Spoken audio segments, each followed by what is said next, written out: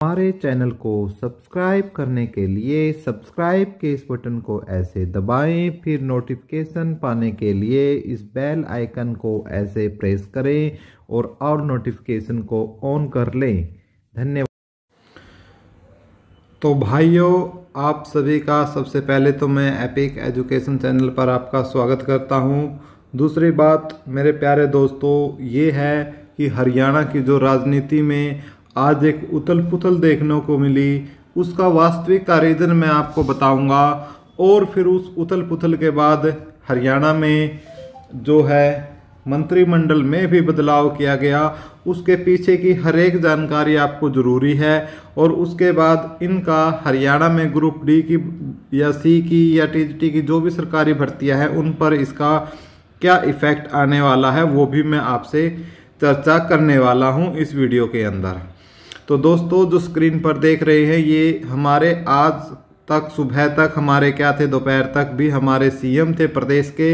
लेकिन विवाद कहाँ स्टार्ट हुआ दोस्तों? विवाद स्टार्ट हुआ जब भारतीय जनता पार्टी और जेजेपी के बीच में जो गठबंधन था, उसको लेकर जब जेजेपी ने लोकसभा चुनाव के लिए 2 सीटों की मांग की दोस्तों।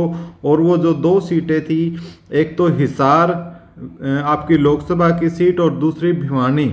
लेकिन भाई मैटर क्या हुआ, इस पर बीजेपी ने उनको सीटें देने से मना कर दिया। और बीजेपी ने ये बोलते हुए मना किया कि भाइयों, आपका जो सिस्टम है इस समय वो थोड़ा सा प्रदेश में थोड़ा आपसे जो आपके खास तौर से जो जाट भाई भी है या कुछ और है, तो आपका इतना सिस्टम बना नहीं हुआ है, आपसे नाराज़ हैं, ठीक है, इसलिए हम आपको चुनाव में ये सीटें नहीं दे सकते। और फिर बात क्या हुई दोस्तों, बीजेपी ने पूर्ण रूप से बोला कि हम पूरी की पूरी 10 लोकसभा सीटों पर बीजेपी के उम्मीदवार ही चुनाव लड़ेंगे, ठीक है। तो और बोला कि हर एक पर क्या होगा, कमल ही खिलेगा, जो कि जैसा कि आप स्क्रीन पर देख पा रहे हो। ऐसा जो बीजेपी का था, ये कह सकते हो कि जो आला कमान है, जो दिल्ली में बैठती है हाई कमान बीजेपी की, उन सब को यही बोलना था, ठीक है। तो इन सब बातों को लेकर फिर जो हमारे सीएम हैं, ठीक है, सीएम मनोहर लाल खट्टर जी हैं और डिप्टी सीएम हैं आपके दुष्यंत चौटाला जी थे, उनको दिल्ली हाईकमान ने बुलाया गया और उनसे बोला गया कि भाई जो सीटें हैं, हम आपको एक सीट दे सकते हैं, वो भी हिसार वाली, ठीक है। लेकिन जेजेपी क्या थी, 2 सीटों से चुनाव लड़ना चाहती थी। और जो जेजेपी के प्रमुख थे आपके ये दुष्यंत चौटाला जी, जो सुप्रीमो है जेजेपी के, वो इस बात पर अड़ग रहे कि हमें 2 सीटें एक भिवानी और एक हिसार की 2 सीटें जरूर चाहिए। तो इस बात पर लेकर अनबन हो गई आपकी जो हाई कमान, जो आला कमान थी दिल्ली के अंदर बीजेपी की, उससे और सीएम से भी। और लेकिन इसी बीच पर दो दुष्यंत चौटाला जी थे, तो इन्होंने बोला कि भाई आप हमें यदि ये सीटें नहीं दे सकते, आप हमारे लिए इतना नहीं कर सकते, तो फिर हम आपको समर्थन क्यों दें, ठीक है। इसी बीच में जो गहमा घूमी हुई है, ठीक है, बहुत मनाने की कोशिश की गई बीजेपी के द्वारा वहाँ पर दुष्यंत चौटाला को कि आप गठबंधन मत तोड़िए, ठीक है। लोकसभा चुनाव के बाद जब विधानसभा चुनाव होगा, वो मिलकर उसको चुनाव को लड़ा जाएगा। लेकिन भाइयों दोस्तों, ये एक कहने की बात है, जो बातें ऊपर से आ रही है। वास्तव में क्या था, लोकसभा चुनाव के समय, क्योंकि लगभग 5 साल इन्होंने 4-4.5 साल इन्होंने सरकार चला ली है, और आपको भी पता है कि अब जो चुनाव हैं, चुनाव होने वाले हैं आपके लगभग अक्टूबर-नवंबर में हरियाणा में चुनाव हो सकते हैं, ठीक है। लगभग सितंबर में आपकी जो आचार संहिता हरियाणा के चुनाव के लिए लग सकती है। तो इसलिए जो ये मुद्दे थे, इन पर जो बीजेपी थी वो कहीं ना कहीं अपनी पकड़ मजबूत बना देना चाहती थी। और वो सारा एक ये सोचा समझा प्लान था दोस्तों कि जो दुष्यंत चौटाला जी को कैसे यहाँ से इसको बीच में से निकाला जाए, इसलिए इन्होंने क्या किया दोस्तों, जो निर्दलीय विधायक थे 6 और एक एचपीए विधायक था सिरसा से, उनको पहले से इन्होंने चंडीगढ़ एक होटल में पहले से ही दोस्तों एक कमरे में बैठा रखा है। आपने सोशल मीडिया पर उनकी एक साथ खाना खाते हुए, चाय पीते हुए भी आपने वीडियो भी देखी होगी, जो कि एक सच्चाई है। ठीक है, मैं आपकी हर एक चीज आपको, जो ये राजनीतिक उथल पुथल हुई है उसके बारे में मैं आपको बताना चाहता हूं दोस्तों। तो उसके बाद जो मैटर होता है कि ये होता है कि हाईकमान तक इस बात को पता चलता है कि दुष्यंत चौटाला ने आकर उस गठबंधन को तोड़ दिया है। वास्तव में तो उस गठबंधन को बीजेपी ही तोड़ना चाहती थी, इसलिए उन्होंने पहले से अपने कुछ प्रमुख, जैसे अर्जुन, कृषि मंत्री अर्जुन मुंडा जी है, और विप्लव देव जी है जो कि त्रिपुरा से चुनाव भी लड़े हैं। ठीक है, उनको पहले से ही बीजेपी हाईकमान ने हरियाणा में भेजने के लिए और परिस्थिति को नियंत्रण करने के लिए पहले से ही उनको क्या कर रखा था, इन्होंने तैयार बीजेपी ने कर रखा था कि किसी भी स्थिति में परिस्थितियां हैं न बदले दोस्तों।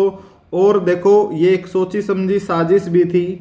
साजिश कैसे थी, जब जेजेपी के साथ गठबंधन हुआ सरकार बनाने के लिए, उस समय हरियाणा में बीजेपी को बहुमत के लिए 46 सीटों की जरूरत थी, जिसमें से वो 40 प्राप्त कर चुके थे। लेकिन उसके बावजूद भी उसमें क्या था, 6 निर्दलीय थे जिन्होंने खुला समर्थन उस टाइम भी दे रखा है, और वो अब भी मीडिया के सामने आकर चिल्ला कर बोल रहे हैं कि हमारा पूरा समर्थन मनोहर लाल खट्टर सरकार को अब भी है। लेकिन उसके बावजूद भी जो सत्ता की जो चाबी लोग था वो खुला था दुष्यंत चौटाला की इस चुनाव चिन्ह चाबी के साथ। ठीक है, इस चाबी के साथ खुला था दोस्तों। लेकिन अब जो चुनाव नजदीक आ चुके हैं, लगभग सरकार क्या कर चुकी है, अपना कैरियर भी अपना पूरा कर चुकी है लगभग। तो उसमें जो सिस्टम है, अब सरकार दुष्यंत चौटाला जी से क्या है, पीछा छुड़ाने के मूड में थी जो बीजेपी थी, और हर एक सीट पर खुद चुनाव लड़ना चाहती थी, चाहे लोकसभा हो चाहे विधानसभा हो। इसलिए इन्होंने एक स्टंट खेला दोस्तों, और वो स्टंट क्या खेला कि इनको सीएम को भी चेंज करना था दोस्तों। क्यों करना था, उसको भी सोच समझ कर सीएम को चेंज किया गया है। जो सीएम पद पर नया चेहरा है वो बनाए गए हैं नायाब सिंह सैनी जी। अब नायाब सिंह सैनी जी का जो चेहरा है ये कितना सोच समझ कर बनाया गया है, आप समझ सकते हो दोस्तों इस बात को भी, क्योंकि नायाब सिंह सैनी क्या है, ओबीसी कोटे के अंदर आते हैं, बीसी बी कैटेगरी में आते हैं, यानी ओबीसी की ही जो वोट बैंक है उस बैंक को पक्का करने के लिए लोकसभा में भी और विधानसभा में भी एक ये लोग जो बीजेपी ने चुनाव से पहले बेहतरीन स्टंट खेला है। अब लेकिन देखते हैं यह है जनता इस स्टंट को कितना समझ पाती है और कितना इस स्टंट को आगे लेकर समझती है और वोट देती है।